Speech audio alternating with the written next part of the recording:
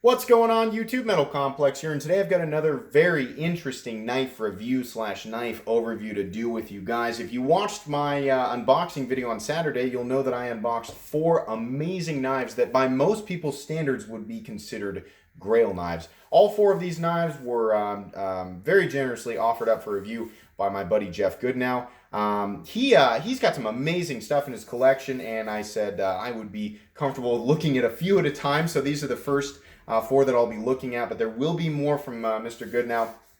Just want to let you guys know where this came from, and I also wanted to let you guys know why this particular review is going to be a little bit biased. Number one, I love this knife, and I've been lusting after it for a very long time, ever since the first time I saw it on Jim Skelton's channel. This is a mid-tech knife. Different people define mid-tech differently. Here's how I'm going to define it. You guys can think whatever you want about this. Mid-tech has more handwork in it than a production knife, but not quite as much handwork as a full-on custom. These are made 100% in the United States by Red Horse Knives, and there is a lot of hand process that goes into it, which is basically that's a lot of what you pay for. These knives are very expensive. We'll go into that. So number one, it's going to be a little bit biased because I love this knife and I've been lusting after it for a long time. And number two, here's the other reason this is going to be a little bit of a biased review. Jeff, out of nowhere, texted me after I had unboxed them, and he said, "Hey, buddy, the chopper is yours." And if you could imagine the shock of that, the moment he messaged me that, so then, of course, what happened next is, and I'm giving you guys the short version, there was a back and forth with me saying, "What?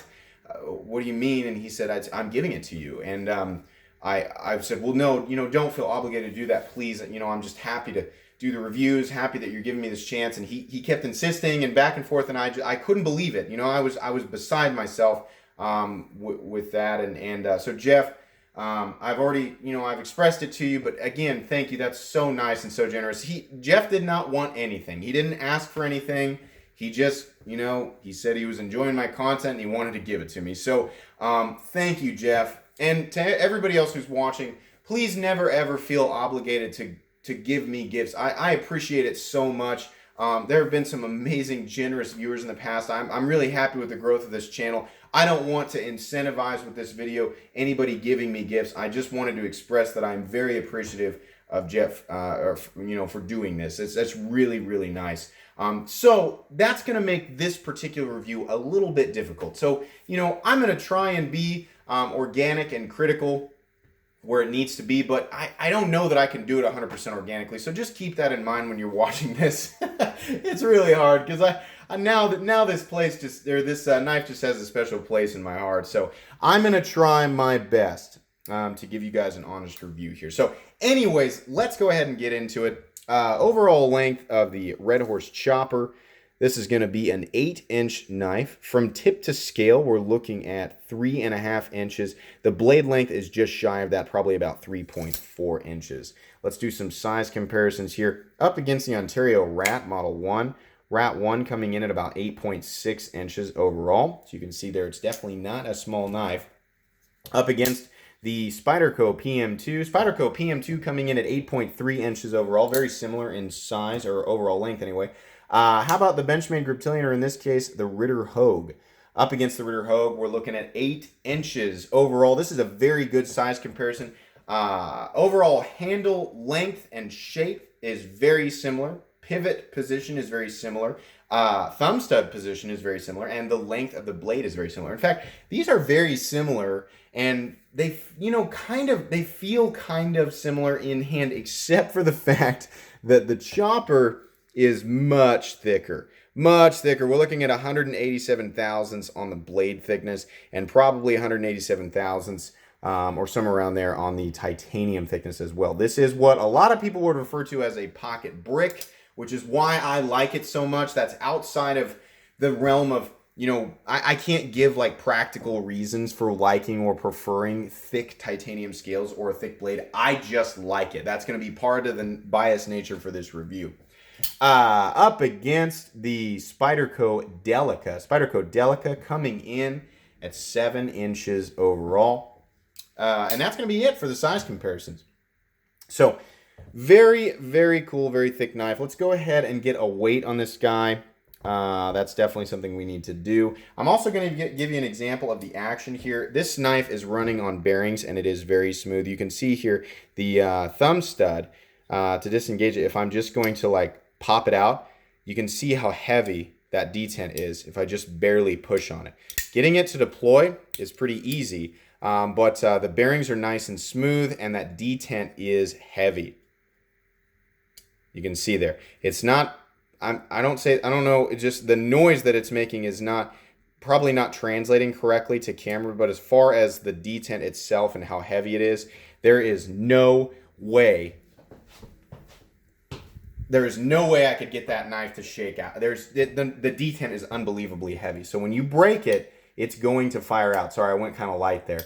When you break it, it's going to fire out. Now, this is a titanium frame lock that does not have the lock bar insert. It's just a solid titanium interface that's been carbidized.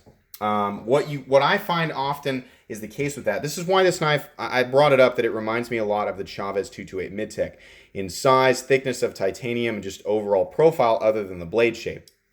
Something that also happened with my 228 when I got it, it was when I just barely kicked it out like that. It was super early on the lockup. There's not lock stick when I do that. It's fine. There's just a little bit of a tick. When I fire it like this, there's some lock stick. You can see there we've got a little bit more engagement. There's a little bit of stick on the lock. Now, a lot of people freak out about that. That goes away. It absolutely does. I've seen it on Medfords. I've seen it on multiple different Hinders. I've seen it on multiple different mid-techs that I've owned, Les George knives. It does get sticky. At times it gets really sticky to where you're like, do I need to stick a tool in there? But every single case of that I've ever seen, it goes away.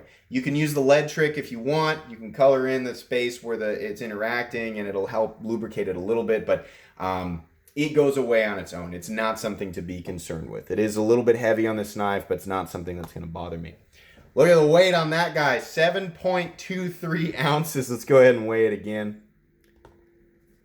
7.23 ounces. This is a heavy knife, and that's because the titanium slabs on each side are both thick and unmilled. There's no milling in there whatsoever. Now, that is going to be a problem for a lot of people. If you are used to knives like the PM2, or you're used to knives like the Ritter Hogue, these knives weigh about 3.5 to 4.5 ounces. That's kind of the EDC, weight. That's a weight range a lot of people are familiar with in this size of knife. So we're approaching double, or in the case of the PM2, I think it is about double, the weight here on the chopper. If you do not like carrying heavy knives or thick knives, then you will not like carrying the chopper.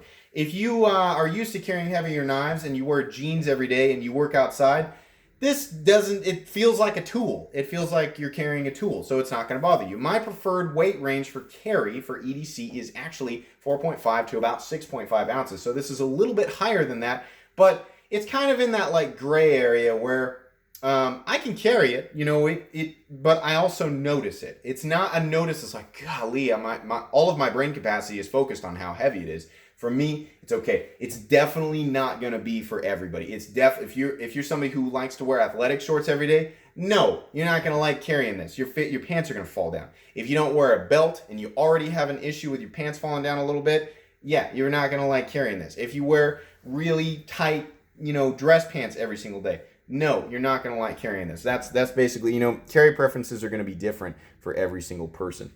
Let's talk about the action on this guy. It's running on bearings, and this is obviously still breaking in. This is obviously still a very new knife. The interaction between the detent ball and the surface of the blade is not 100% frictionless, but it honestly just feels like a detent ball that's wearing its race into the blade. Same with the bearings. It just feels like everything's wearing in. Centering is dead perfect. Like I said, the lockup is nice and early. There's a lot of life in that lock there. Do I feel, a lot of people are probably wondering, like, that is really early. Are you worried about it disengaging? No, I'm not. This is super solid, and that lock is just sticky enough that I don't think that it would disengage. I'd probably have to hit it pretty hard on the spine to get it to do that. But no, not an issue. Let's go over the anatomy of this knife. What we have here is a 187,000 stock thick Wharncliffe style blade with a little bit of belly. You have a nice prominent flat here, maintaining the thickness of that blade all the way out to the edge, given the design of it. The flats are also likely hand satin polished, and then you have this nice stone, like deep stone washing or working finish. It's a two-tone blade down here. Now, this knife comes in a lot of different forms. It's one of those, I mean, when you're looking at a mid-tech, you know, it's generally based off of a custom. So you're looking at a plainer version of the knife here. But if you remember the one that Jim Skelton showed, it was nuts. And it had like a, you know, it had like a copper chunk up here that was used like a thumb disc. I'm sure if you contacted Red Horse Knives and you wanted something custom, it could probably be done. As far as these mid-tech versions go, the ones that I have seen on DLT Trading and Blade HQ, I'm seeing orange peel surfaces, I'm seeing this bead blasted surface, I'm seeing satin, I'm seeing all stonewash, these two-tone blades. I don't know if they do a lot with anodization or texturing, I don't know. But the one you're seeing right here is pretty typical of what you'll see that's regularly available online. These are not like mass produced, they're mid-techs, which means on and off you're going to see them completely sold out everywhere or maybe available in small quantities on the internet. As far as right now, I think you can buy them on Blade HQ and DLT Trading at least. I don't know about anywhere else. The blade is made from CPM D2, and I'll tell you the price of this knife. The base price of a Red Horse chopper is $550. Now, a lot of people right there are going to go, $550 for CPM D2. Mid-techs and customs, you have to think about what went into it. You know, the attention to detail and basically the human interaction that went into the making of this knife. The blades and the scales and things, you know, there is CNC that goes into it, but there's a lot of hand tuning, hand fitment. There's a lot of processes that cost more money. You know, some people agree with, you know, how knives like this are priced and some people don't. It just, you know, depends on how you think. I am used to spending about $500 to $600 for a mid-tech knife. So I don't think that this is out of the ordinary.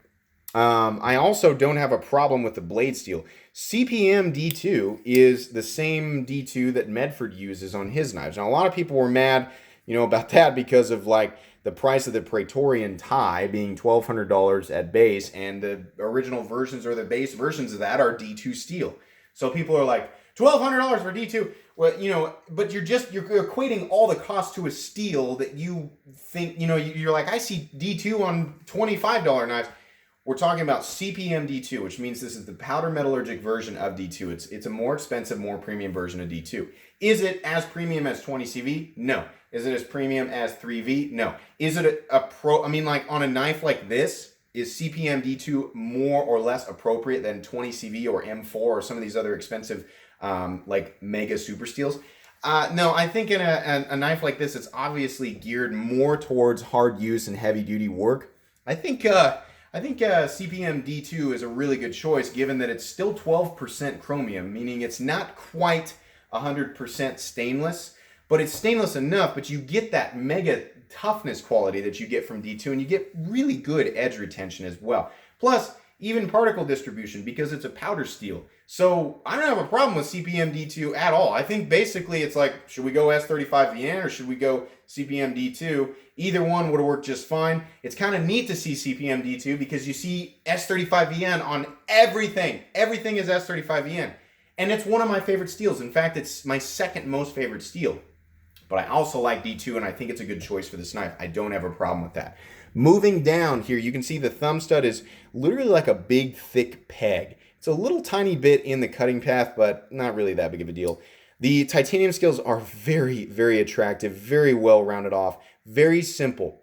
You have a simple bead blast finish here on the scallop for your thumb to engage the thumb stud, which is in exactly the right place, by the way. It's very easy to engage that and deploy it. There's some satin finish there. Looks really nice. Love the simple pivot there, the nice polished simple pivot sunk into the very thick titanium scales. We have screws here that are very similar in appearance to the Praetorian tie. You can see there it's the same style of screw, and also just so if you guys are wondering, the thickness on the scales on a Praetorian tie are the exact same as on the Red Horse. The difference is the blade stock thickness. This is mega thick at 187 thousandths, but the Praetorian's quarter inch. But yeah, same thickness of scales there. I love that. I love thick, massive, chunky scales. I just do. I'm stuck in 2013. But I got into this around Jim Skelton, you know, like that's why that's there. You know, I evolved in terms of like what I carry in a practical nature, but in terms of like what my brain is attracted to and in feeling and visuals, oh, this knife just checks every box. That's why I'm trying to emphasize like why it might sound like I'm being a little bit biased here. Really love the mega oversized hardware. Love the mega oversized scales. Love that there's not milling on the inside there. I love that it's heavy. I love the simple standoffs right here, these big barrel spacers. Now, one thing that I wasn't like, you know, over the moon about is that this is a design where the screw goes all the way through to the titanium. A lot of knife makers will say that that is a stronger design than one where you've got screws on both sides. A lot of you Medford fans will remember the original version of the Praetorian was just like this. The screws went all the way through, and because of the knife community's overwhelming demand for there to be screws on both sides, he changed it. But he did a video about that. He said, in theory, it's a stronger design. It's more durable that the screw goes all the way through. But in terms of cost efficiency, instead of replacing, if the threads were to be stripped on this design, well, instead of having to replace the entire titanium side, you would just need to replace the screw or the standoff or something like that. So that's a disadvantage.